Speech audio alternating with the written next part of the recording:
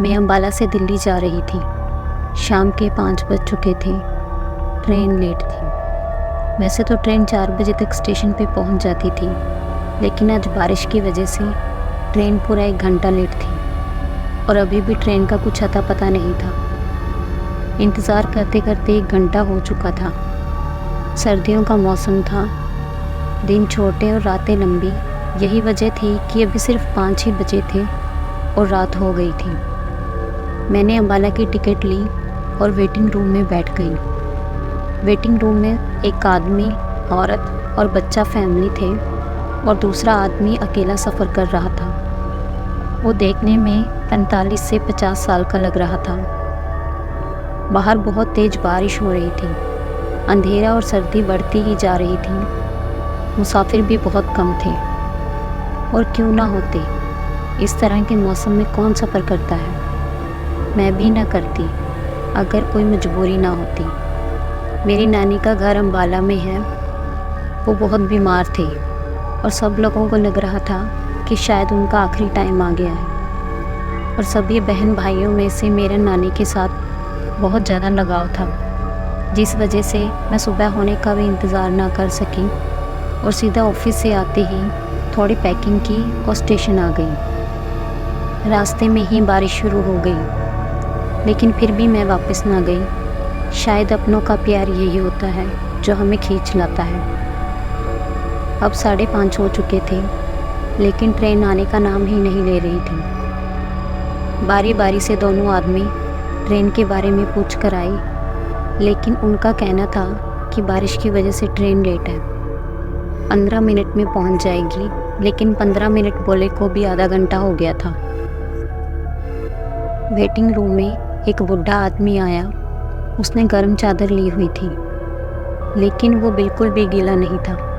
ये देखकर मुझे थोड़ा अजीब लगा कि ऐसा कैसे हो सकता है, कोई बाहर से आए और भीगे ना, क्योंकि बाहर बहुत तेज़ बारिश हो रही थी। वो सामने के बेंच पर आकर बैठ गया। मैं 5 मिनट तक उसको ही देखती रही, लेकिन उसका फेस नज़र नहीं आ रहा था। उसका फेस चादर में छिपा हुआ था। मैं ये सब सोच ही रही थी कि इतने में ट्रेन की आवाज़ आई। हम सब उठकर बाहर की तरफ गए। ट्रेन स्टेशन के पास पहुंच गई थी। हम बारिश से बचते हुए ट्रेन में जा बैठे। ट्रेन में भी कुछ ज़्यादा लोग नहीं थे।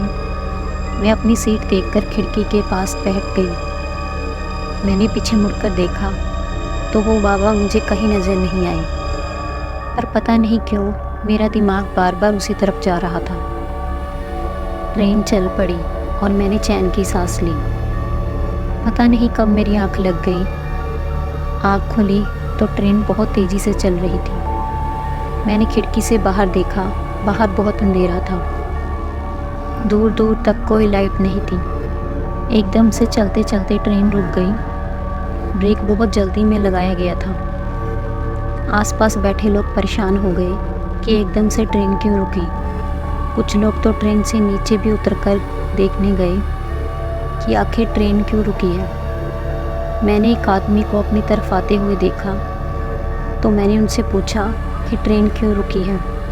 उस आदमी ने बताया कि लोग कह रहे हैं ट्रेन के नीचे कोई आ गया है, हम लोग उसे ही ढूंढ रहे हैं। मैं डर गई।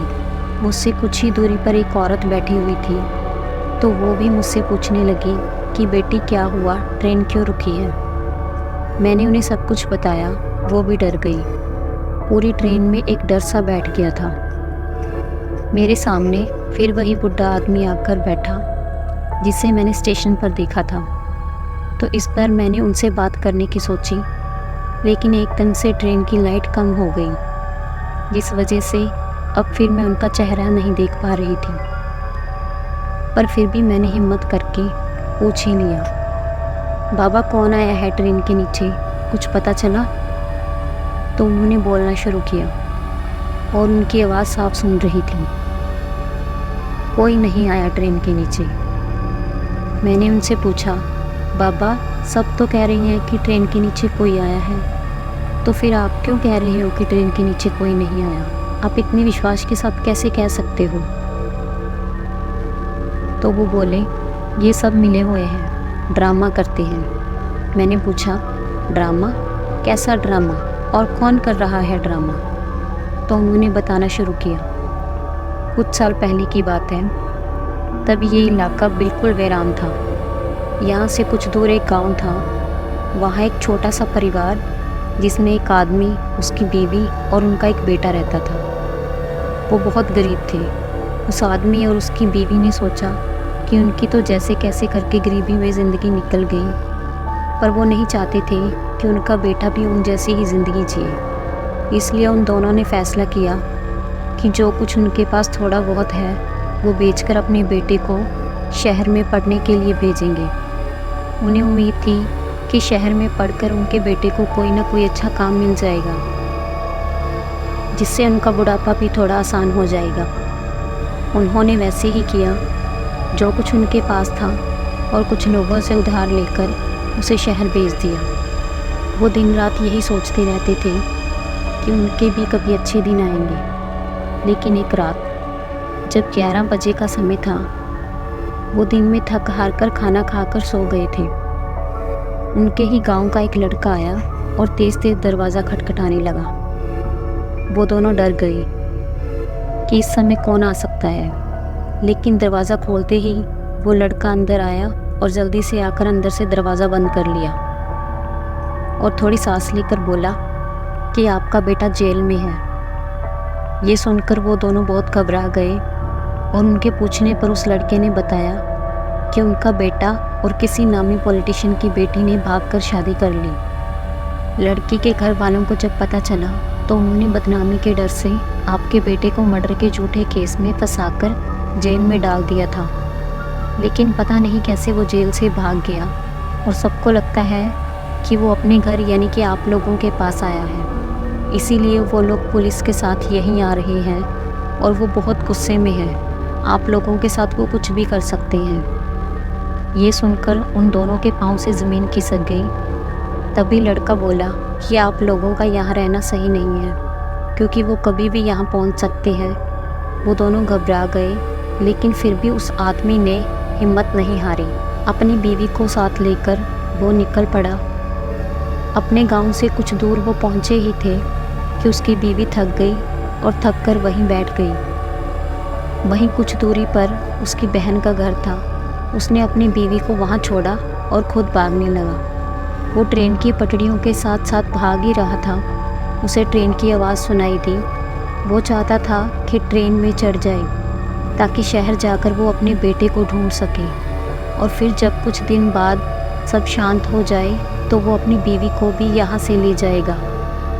लेकिन उसी वक्त एक पीछे से गोली आती है और उसकी कमर पे लगती है और वो वहीं गिर जाता है। ट्रेन से कुछ लोगों ने ये सब देखा और ट्रेन रुकवा दी। कुछ लोग ट्रेन से बाहर आए और उस बूढ़े आदमी को उठाया तो देखा उसकी सांसें चल रही थी। लेकिन उस नामी पॉलिटिशियन की गाड़ी आकर वहाँ रुकती है, जिसे देख सभी डर कर पीछे हट गए और गाड़ी में आए उन गुंडों ने इस बात को छिपाने के लिए उस आदमी को ट्रेन के नीचे फेंक दिया, जबकि उस बूढ़े आदमी की सांसें चल रही थी। कुछ वक्त के बाद ट्रेन चला दी गई। ये सब सुनकर मैं बहुत डर गई और मेरी कुछ बोलने की हिम्मत ना हुई। तो मुझे चुप देखते हुए बाबा ने आगे बताया, जब उसकी बीवी को ये सब पता चला तो वो ये सब सहन ना कर सकी। ज़िंदा रहने से ज़्यादा उसे मरना आसान लगा। उसने फांसी लगाकर अपनी ज़िंदगी ख़त्म कर ली। तो मैंने बाबा से पूछा, उनके बेटे का कुछ पता चला? तो वो बताने लगे कि वो जेल से भागकर किसी दूसरे शहर में चला गया था। 1 साल बाद जब वो घर आया तो ना घर था और ना माँ बाप। ये सब देखकर वो बहुत दुखी हुआ, लेकिन वो अब कुछ नहीं कर सकता था। उदास मन से वो वापस अपने शहर चला गया और अपनी बीवी से मिलने की कोशिश करने लगा। पर जैसे ही लड़की के बाप को पता चला कि उस लड़के को शहर में देखा है तो उसने उसे भी मरवा दिया। ये सब सुनकर मैं बहुत दुखी हो गई और मैंने बाबा से पूछा, बाबा वो कौन था? आप उसको कैसे जानते हैं? उन्होंने अपना हाथ आगे किया और उस पे बहुत ज़्यादा ज़ख्म थे। जब मैंने उनके चेहरे की तरफ देखा तो वो मुस्कुराए और तभी ट्रेन की लाइट पूरी तरह से जल गई। पूरी ट्रेन में रोशनी हो गई और जब मैंने सामने बाबा की सीट पर देखा तो वहाँ कोई नहीं था, सीट खाली थी। मैं बहुत ज़्यादा डर गई और अचानक मेरी आँख खुल गई। मैं अभी तक ख्वाब देख रही थी। मुझे इस बात पर यकीन नहीं आ रहा था। मुझे ऐसा लग रहा था कि जैसे ये सब असली में हो रहा है। मैंने टाइम देखा तो पता चला कि मैं पिछले 4 घंटों से सो रही थी। मेरे दिमाग में उस स्टेशन वाले बाबा के बारे में बहुत ज़्यादा ख्यालात चल रहे थे, तो मुझे लग रहा था कि शायद इसी वजह से मुझे वो ख्वाब आया। कुछ वक्त ही गुजरा होगा कि मेरा स्टेशन आ गया। मैं ट्रेन से उतर गई। मैंने स्टेशन से बाहर निकलते हुए देखा तो वो बाबा मेरे सामने से गुजरे। उनके हाथ बिल्कुल वैसे ही थे जिस तरह मैंने ख्वाब में देखे थे। वो थोड़ा सा आगे गए और पीछे मेरी तरफ मुड़कर देखने लगे। मैं उन्हें देखती ही जा रही थी और वो अचानक लोगों में कहीं खो गए। और सबसे ज़्यादा मैं तब हैरान हुई जब मुझे ये पता चला कि ये कहानी सच है। मेरे मामू ने बताया कि कुछ साल पहले एक बाबा ट्रेन के नीचे आकर मर गए थे।